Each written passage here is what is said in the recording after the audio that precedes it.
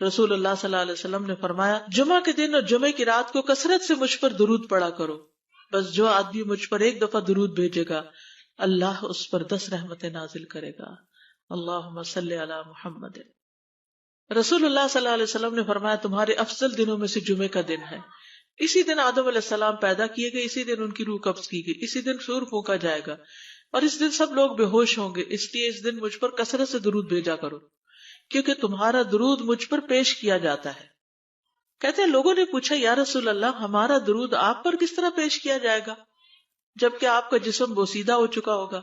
تو آپ نے فرمایا بے شک اللہ عز و جل نے انبیاء کے جسموں کو زمین پر حرام کر دیا ہے، یعنی فرشتوں کے ذریعے آپ تک درود پہنچایا جاتا ہے۔ انبیاء کے جسموں کو مٹی نہیں کھاتی، صحیح سلامت ہوتے ہیں ان کے جسم۔ سورۃ الکہف پڑھنا، نبی صلی اللہ علیہ وسلم نے فرمایا جو شخص جمعہ کے دن سورۃ الکہف پڑھتا ہے تو اس کے لیے دوسرے جمعے تک نور روشن رہتا ہے۔ غسل کرنا، ہر بالغ پر جمعہ کے لیے جانا ضروری ہے، اور ہر وہ شخص جس پر جمعہ کے لیے جانا ضروری ہے اس پر غسل ہے، یعنی اس کو لازمی غسل کرنا چاہیے، اللہ یہ کہ کوئی مجبوری ہو۔ تو آپ اپنا اسکیجول اس طرح بنائیں نا کہ جیسے اگر آپ ہر روز نہاتے ہیں پھر تو کوئی مسئلہ نہیں، لیکن اگر آپ ایک دن چھوڑ کے ایک دن نہاتے ہیں تو آپ پھر اس طرح اسکیجول کریں کہ جیسے آپ منڈے کو نہائے، پھر وینسڈے کو نہائے، پھر جمعے کو نہائے، پھر آپ سیٹرڈے سنڈے اگر نہیں بھی نہاتے پھر منڈے، تو اس طرح آپ جمعے کو مس نہیں کریں گے۔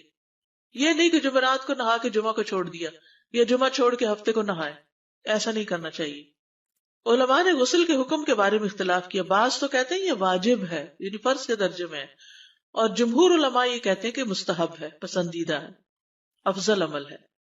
حدیث میں آتا ہے جس نے جمعے کے دن وضو کیا اس نے اچھا کیا، اور جس نے غسل کیا تو یہ افضل ہے۔ صفائی میں مبالغہ ہوتی نا، ویکلی صفائی آپ کو کرنی ہوتی ہے، یعنی جیسے ناخن وغیرہ کاٹتے ہیں یا پھر اپنے زائد بال وغیرہ اتارتے ہیں، تو یہ سب چیزیں اگر جمعے کے دن ہو تو زیادہ بہتر ہے۔ نبی صلی اللہ علیہ وسلم نے فرمایا جو شخص جمعے کے دن اچھی طرح غسل کرے، اچھی طرح سنوار کر وضو کرے، اپنے بہترین لباس میں سے پہنے، یعنی جمعے کے دن باقی دنوں کی نسبت اچھا لباس پہنے، اللہ نے اس کی قسمت میں گھر والوں کی جو خوشبو لکھی ہو وہ لگا لے، یعنی گھر میں جو بھی خوشبو ہے، پھر جمعہ پڑھنے آئے تو لغو کام نہ کرے، 2 آدمیوں کے درمیان جدائی نہ کرے، یعنی 2 لوگ بیٹھے ان کے بیچ میں گھس کے بیٹھ جائے۔ اس جمعے اور دوسرے جمعے کے درمیان کے پورے ہفتے کے گناہ معاف کر دیے جاتے ہیں۔ پھر مسواک کرنا، جمعے کی سنتیں بتاتے ہوئے آپ نے فرمایا اور تم پر مسواک کرنا لازم ہے۔ اچھا لباس پہننا، نبی صلی اللہ علیہ وسلم نے فرمایا اگر ممکن ہو تو جمعہ کے لیے اپنے کام کاج کے کپڑوں کے علاوہ 2 کپڑے اور بنا رکھنے میں کیا حرج ہے، اسپیشل ڈریس رکھے جو جمعے کو ہی پہن لے۔ خوشبو لگانا، یعنی خوشبو لگائے، حدیث میں آتا ہے چاہے وہ عورت کی خوشبو سے ہو، یعنی آپ کی اپنی نہیں، بیوی کی خوشبو پڑی ہو وہی لگا لو، لیکن لگاؤ۔ تیل لگانا، جو شخص جمعہ کے دن غسل کرے اور جس قدر ممکن ہو پاکیزگی حاصل کرے اور اپنے تیل میں سے تیل لگائے یا اپنے گھر کی خوشبو میں سے خوشبو لگائے، پھر نکلے کہ 2 آدمیوں کے درمیان تفریق نہ کرے، جتنی مقدرہ نماز پڑھ لے، اور جب امام بات کرے تو خاموش رہے، اس جمعے سے لے کر دوسرے جمعے تک اس کے گناہ بخش دیے جاتے ہیں۔ جمعہ کا وقت، سورج ڈھلتے ہی جمعہ پڑھنا، سورج ڈھلتے ہی جمعہ پڑھنا، اول وقت جمعہ پڑھنا، بہت لیٹ نہیں کرنا چاہیے۔ ایاس بن سلمہ بن عقبہ اپنے والد سے روایت کرتے ہیں، انہوں نے کہا کہ ہم رسول اللہ صلی اللہ علیہ وسلم کے ساتھ جمعے کی نماز پڑھ کر واپس لوٹتے تھے تو دیواروں کا سایہ اتنا نہیں ہوتا تھا کہ ان سے اپنے آپ کو سایہ مہیا کیا جا سکے، یعنی ابھی سورج بہت تھوڑا ڈھلا ہوتا تھا۔ ہاں، گرمی کی شدت میں تاخیر کی اجازت ہے۔ مسجد میں داخلہ، مسجد کی طرف جلدی نکلنا، تحیت المسجد ادا کرنا۔ عمر بن دینار کہتے ہیں انہوں نے جابر رضی اللہ عنہ کو کہتے ہوئے سنا کہ ایک شخص جمعہ کے دن مسجد میں داخل ہوا اس حال میں کہ نبی صلی اللہ علیہ وسلم خطبہ دے رہے تھے، تو آپ نے فرمایا کیا تم نے نماز پڑھی؟ اس نے کہا نہیں، تو آپ نے فرمایا کھڑے ہو 2 رکعتیں پڑھو۔ اب یہ بڑا اہم مسئلہ ہے، مسجد میں داخل ہو چاہے خطبہ ہو رہا ہو 2 رکعت پڑھے بغیر نہ بیٹھو، ٹھیک ہے؟ اور یہ کیا ہے؟ دراصل تحیت المسجد، یہ جمعے کی سنتیں نہیں ہیں، یہ کیا ہے؟ تحیت المسجد ہے، اور مختصر پڑھی جائیں، یعنی امام جب خطبہ دے رہا ہو تو چاہیے کہ 2 رکعتیں پڑھے اور دونوں میں اختصار کرے۔ نماز سے قبل ہلکا بنانے کی ممانعت، مثلا آپ جلدی چلے گئے تو یہ نہیں کہ ایک گروپ بنا کے آپس میں گپ شپ شروع کر دیں، نہیں، سیدھے ہی لائنوں میں بیٹھیے۔ انتظار کا وقت کیسے گزاریں گے؟ نفل پڑھ کے بیٹھ گئے، ذکر اذکار کریں، قبلے کی طرف رخ کر کے لائنوں میں بیٹھیں، حلقہ نہیں بنائیں، بیٹھ کے خرید و فروخت نہیں کریں، تاخیر سے آنے پہ گردنیں پھلانگ کے نہ آگے جائیں۔ رسول اللہ صلی اللہ علیہ وسلم نے فرمایا ٹیک لگا کے مت کھاؤ، یہ عام ایک ادب بتایا، یعنی اس طرح ٹیک لگا کے نہیں کھاؤ، کھانے کے وقت سیدھے ہو جاؤ۔ چھنے ہوئے آٹے کی روٹی نہ کھاؤ، میدا۔ مسجد میں کوئی جگہ مقرر نہ کرو کہ یہ میری جگہ ہے، آپ کیوں آج یہاں کھڑی ہو گئی، کہ تم اسی میں ہی نماز پڑھو۔ کچھ لوگ ہوتے ہیں نا آ کے مخصوص جگہ ہی پڑھتے ہیں، اگر کوئی اور وہاں ہو جائے ڈسٹرب ہو جاتے ہیں۔ اور جمعہ کے دن لوگوں کی گردنیں نہ پھلانگو، ورنہ اللہ تمہیں قیامت کے دن لوگوں کے لیے پل بنا دے گا۔ کیونکہ بہت اذیت کی بات ہے نا، بیٹھے ہیں لوگ باقاعدہ بازو کا کندھوں پہ ہاتھ رکھ کے اس کو تنگ کر اس کو تنگ کر، تو یہ نہیں کرنا چاہیے۔ اگر آپ کو اٹھنا بھی پڑ گیا بیچ میں تو واپسی پہ پیچھے کھڑے ہو جائیے، اگلی لائن مل جائے گی۔ جی یہ تو بہت ضروری بات آپ نے کی کہ جب لوگ مسجد آئے تو پہلی صف میں بیٹھے، یہ نہیں پہلی چھوڑ کے آخری میں بیٹھ جائیں اور پھر لوگ ان کی گردنیں پلانگتے رہیں، دوسروں کے لیے فتنہ بننا۔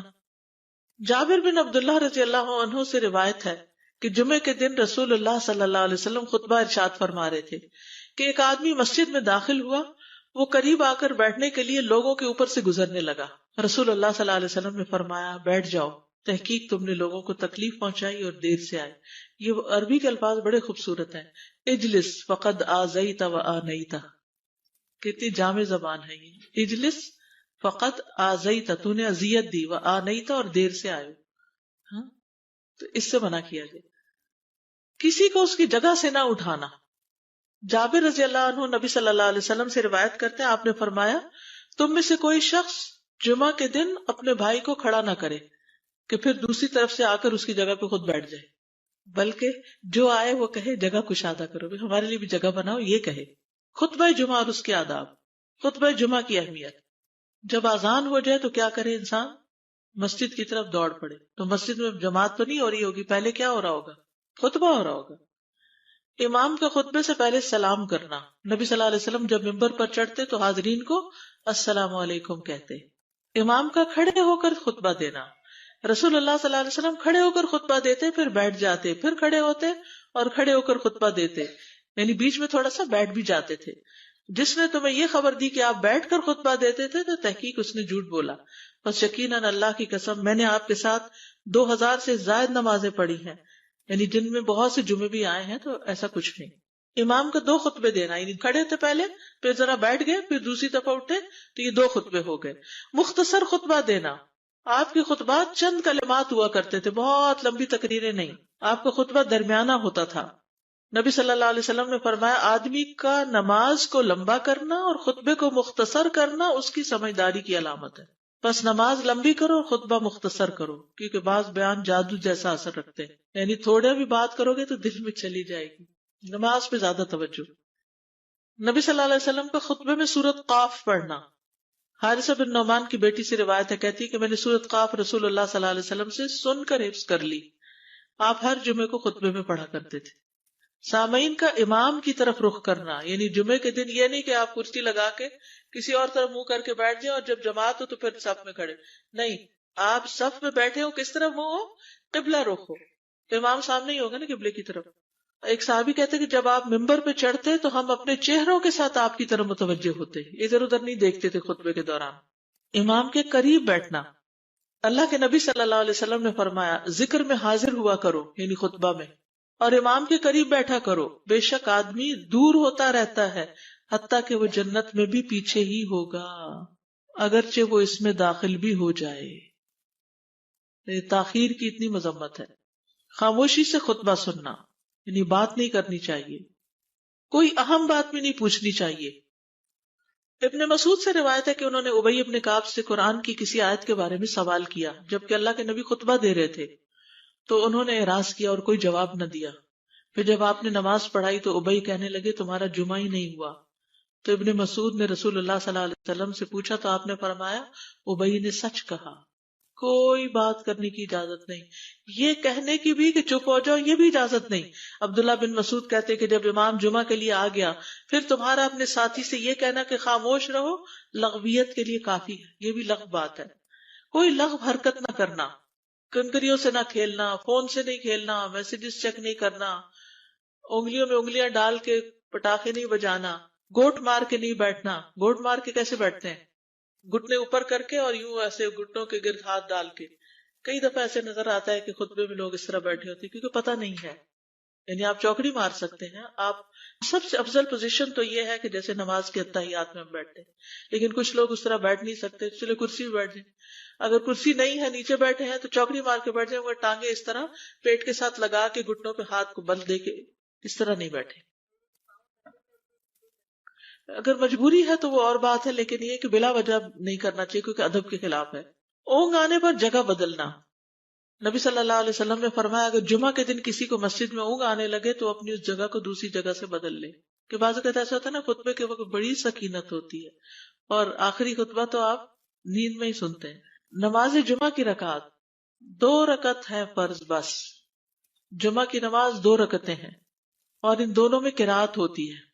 نبی صلی اللہ علیہ وسلم جمعے میں سب اسم ربک الاعلی اور حل اتاک حدیث الغاشیہ پڑھتے.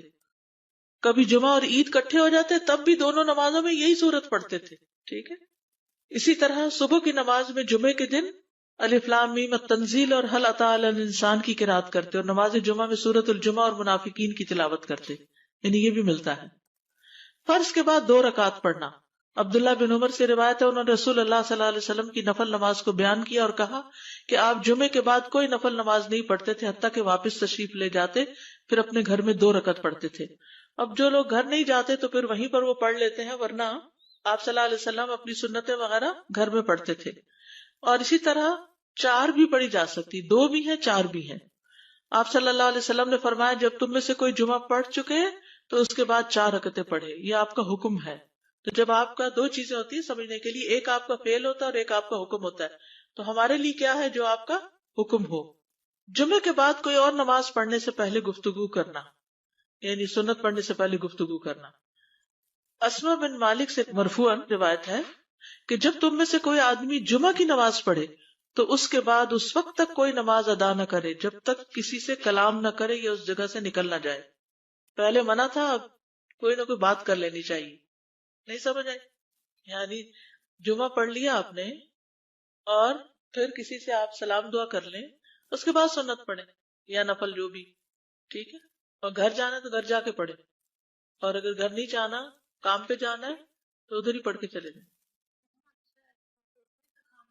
کتنا پیارا ہے ہمارا دین کہ اتنا لمبا بھی چپ کا روزہ نہیں رکھوایا. بالکل. عاصم سے روایت ہے، وہ ابو قلابہ سے نقل کرتے ہیں، میں نے ان کے ساتھ جمعہ کی نماز پڑھی. جب میں نے اپنی نماز پوری کر لی انہوں نے میرے ہاتھ کو پکڑا اور میری جگہ پر کھڑے ہوئے اور مجھے اپنی جگہ پہ کھڑا کیا. وہ جو ہم چینج کرتے ہیں نا جگہ، وہ اس کی بات ہو رہی ہے. یعنی جمعے کے بعد کوئی اور نماز پڑھنے سے پہلے بات بھی کر لینا، جگہ بھی تبدیل کرنا. لیکن اگر کچھ لوگ پہلے سے ہی آپ کی سنتیں شروع کر چکے اور کوئی چینج کرنے والا نہیں تو پھر پڑھ لیجئے. یعنی یہ مستحب اعمال ہے، ان میں ایسا نہیں کہ کوئی گناہ لازم ہو جائے گا، لیکن افضل یہ ہے، افضل سے اجر زیادہ ہو جاتا ہے. جمعہ کے دیگر احکام. 1 رکعت پانے پر بھی جمعہ ادا ہو جاتا ہے. یعنی اگر کسی کو رش مل گیا، پارکنگ نہیں ملی اور 1 رکعت میں بھی پہنچ گیا تو جمعہ ہو گیا. امام سے دعا کا کہنا. انس کہتے ہیں کہ ایک سال نبی صلی اللہ علیہ وسلم کے عہد میں لوگ قحط میں مبتلا ہوئے. جمعہ کے دن میں نبی صلی اللہ علیہ وسلم کے خطبہ پڑھنے کے دوران میں ایک اعرابی کھڑا ہو گیا. کہا یا رسول اللہ، مال تباہ ہو گئے، بچے بھوکے مرنے لگے، اس لیے آپ اللہ سے ہمارے حق میں دعا کیجیے. آپ نے اپنے دونوں ہاتھ اٹھائے. اس وقت آسمان پر بادل کا ایک ٹکڑا بھی نہیں تھا. قسم اس ذات کی جس کے ہاتھ میں میری جان، آپ نے ہاتھ اٹھائے بھی نہیں تھے کہ پہاڑوں کی طرح بادل کے بڑے بڑے ٹکڑے امڑ آئے. یہ معجزہ ہے آپ کا، آپ کی دعا قبول ہو گئی. پھر آپ ممبر سے ابھی اترے نہیں تھے کہ میں نے آپ کی داڑھی پر بارش کے قطروں کو ٹپکتے ہوئے دیکھا. اس دن خوب بارش ہوئی. پھر دوسرے دن، تیسرے، چوتھے، حتیٰ کہ دوسرے جمعے تک سلسلہ جاری رہا. دوسرے جمعے وہی عرابی یا کوئی اور کھڑا ہو گیا اور کہا یا رسول اللہ، چھتیں گر گئی، مال ڈوب گیا، اس لیے آپ ہمارے لیے اللہ سے دعا کیجیے. چنانچہ آپ نے اپنے دونوں ہاتھ اٹھائے اور فرمایا اے میرے اللہ، ہمارے ارد گرد برسا، ہم پر نہ برسا. اور بدلی کے جس طرف اشارہ کرتے وہ بدلی ہٹتی جاتی اور مدینہ ایک حوض کی طرح ہو گیا. وادی کنات 1 مہینے تک بہتا رہا. جو شخص بھی کسی علاقے سے آتا تو اس پر بارش کا حال بیان کرتا. جیسے ہوتا ہے نا کوئی فلڈ آ جائے یا کچھ ہریکین تو پھر ہر کوئی موضوع گفتگو ہو جاتا ہے. جمعہ کے بعد قیلولہ کرنا. انس کہتے ہیں کہ ہم لوگ جمعہ کے دن سویرے نکلتے اور جمعہ کی نماز کے بعد قیلولہ کرتے تھے. جمعہ کے بعد کھانا کھانا. سہل کہتے ہیں کہ ہم نہ تو قیلولہ کرتے نہ دوپہر کا کھانا کھاتے مگر جمعے کے بعد. لنچ کب ہے؟ جمعے کے بعد. جمعے کو قیام و سیام کے لیے خاص کرنے کی ممانعت ہے، یعنی اس دن کی رات کو شب جمعہ منانا کہ اس رات پوری عبادت کریں گے، یہ سنت سے ثابت نہیں. ٹھیک ہے. اور دن کو روزے کے لیے خاص کرنا یہ بھی سنت سے ثابت نہیں، الا یہ کہ کوئی معمول کا روزہ رکھتا ہے، ایام 20 کا روزہ ہے تو وہ اور بات ہے. ابو ہریرہ سے روایت ہے کہ میں نے رسول اللہ صلی اللہ علیہ وسلم کو فرماتے ہوئے سنا، تم میں سے کوئی شخص جمعہ کے دن روزہ نہ رکھے مگر یہ کہ اس کے ایک دن پہلے یا اس کے بعد کا دن ملا کر روزہ رکھے. جمعہ کے دن خرید و فروخت کی ممانعت ہے. جمعہ کے دن جب نماز کے لیے پکارا جائے تو اس وقت اللہ نے خرید و فروخت سے منع کیا ہے. وَذَرُوا الْبَيْعَ، اس دن کاروبار حرام ہے. اور یہ جمعے کی دوسری اذان کے ساتھ تعلق رکھتا ہے، یعنی صبح صبح کام کر سکتے ہیں لیکن اذان ہوتے ہی چھوڑ دیں، اور جب پھر جمعہ سے فارغ ہو جائے تو دوبارہ دکان پہ جا کے بیٹھ جائیں. جابر بن عبداللہ کہتے ہیں کہ نبی صلی اللہ علیہ وسلم جمعہ کے دن خطبہ ارشاد فرما رہے تھے کہ مدینہ میں ایک تجارتی قافلہ آیا. رسول اللہ صلی اللہ علیہ وسلم کے صحابہ اس کی طرف لپک پڑے اور آپ کے پاس مسجد میں صرف 12 آدمی بچے. تو رسول اللہ صلی اللہ علیہ وسلم نے یہ صورت دیکھ کر فرمایا، اس ذات کی قسم جس کے ہاتھ میں میری جان ہے، اگر تم سارے کے سارے چلے جاتے اور کوئی بھی باقی نہ بچتا تو اس وادی میں آگ بہ پڑتی. یعنی اتنا بڑا جرم ہے یہ. پھر یہ آیت نازل ہوئی، وَإِذَا رَأَوْا تِجَارَةً أَوْ لَهْوًا انفضوا إِلَيْهَا وَتَرَكُوكَ قَائِمًا، جب وہ کوئی سودا بکتا دیکھیں یا کوئی تماشا نظر آ جائے تو اس کی طرف دوڑ جاتے ہیں اور آپ کو کھڑا ہی چھوڑ دیتے ہیں. راوی کہتے ہیں جو 12 آدمی رسول اللہ صلی اللہ علیہ وسلم کے ساتھ رہے ان میں ابو بکر اور عمر رضی اللہ عنہ بھی شامل تھے. جمعے کے دن قبولیت کی گھڑی ہوتی ہے، اس وقت اللہ سے بھلائی مانگنی چاہیے. رسول اللہ صلی اللہ علیہ وسلم نے فرمایا، جمعے کے دن میں ایک گھڑی ایسی ہے کہ کوئی مسلمان اللہ سے کسی خیر کا سوال کرتے ہوئے اس کی موافقت نہیں کرتا مگر اللہ اسے وہی خیر عطا کر دیتا ہے. فرمایا یہ ایک چھوٹی سی گھڑی تھوڑی دیر کے لیے ہوتی ہے اور یہ ہر جمعے کو ہوتی ہے. ٹھیک ہے. اور خصوصاً نماز میں بھی اگر کوئی دعا کر رہا ہوتا ہے نا انسان تو وہ بھی قبول ہو جاتی ہے. نماز میں دعا کہاں ہوتی ہے؟ شروع میں ہوتی ہے، رکوع میں ہوتی ہے، سجدے میں ہوتی ہے، تشہد میں ہوتی ہے. تو اگر یعنی جمعہ پڑھ رہے ہیں اور بیچ میں دعائیں آ گئی ہیں تو ہو سکتا ہے وہی گھڑی آ گئی ہو اور آپ کی دعا قبول ہو جائے. اور یہ تورات میں بھی اس کا ذکر تھا. ابو ہریرہ رضی اللہ عنہ کہتے ہیں کہ رسول اللہ صلی اللہ علیہ وسلم نے فرمایا، بہترین دن جس میں سورج طلوع ہوتا ہے جمعہ کا دن ہے. اس دن میں ایک گھڑی ایسی ہے کہ نماز کی حالت میں اگر کوئی مسلمان بندہ اللہ عز و جل سے کچھ طلب کرے تو وہ اس کو ضرور دیتا ہے. کعب نے کہا ایسا سال میں ایک مرتبہ ہوتا ہے؟ تو میں نے کہا نہیں بلکہ ہر جمعہ کو ہوتا ہے. کہتے ہیں پھر کعب نے تورات پڑھی تو کہا نبی صلی اللہ علیہ وسلم نے سچ فرمایا. ابو ہریرہ رضی اللہ عنہ کہتے ہیں کہ میں بعد میں عبداللہ بن سلام سے ملا اور ان سے اپنی اور کعب کی مجلس کا بتایا تو عبداللہ بن سلام رضی اللہ عنہ نے کہا میں جانتا ہوں وہ گھڑی کب آتی ہے. ابو ہریرہ نے کہا مجھے بھی بتائیے. انہوں نے کہا وہ جمعہ کے دن میں آخری گھڑی ہے. میں نے کہا یہ جمعے کے دن کی آخری گھڑی کیسے ہو سکتی ہے؟ حالانکہ رسول اللہ صلی اللہ علیہ وسلم نے فرمایا جو مسلمان بندہ اس کو نماز پڑھتے ہوئے پائے. اس وقت میں کوئی نماز نہیں پڑھی جاتی. تو عبداللہ بن سلام نے کہا کیا رسول اللہ صلی اللہ علیہ وسلم نے یہ نہیں فرمایا جو شخص نماز کے انتظار میں بیٹھا رہے وہ گویا نماز ہی کی حالت میں ہے حتیٰ کہ نماز پڑھ لے؟ کہتے ہیں میں نے کہا ہاں. تو انہوں نے کہا بس یہی ہے، یعنی اس وقت کیا کرنا چاہیے؟ آخری گھڑی میں وضو وغیرہ کر کے مغرب کی نماز کے انتظار میں بیٹھ کے دعائیں کریں، اذان ہو تو نماز پڑھ لیں. عصر کے بعد سے مغرب تک کا وقت ہے.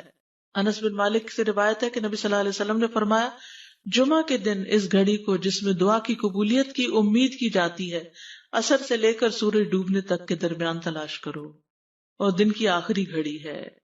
تو اللہ سبحانہ وتعالی ہمیں اس دن کی برکتوں سے فائدہ اٹھانے کی توفیق عطا فرمائے.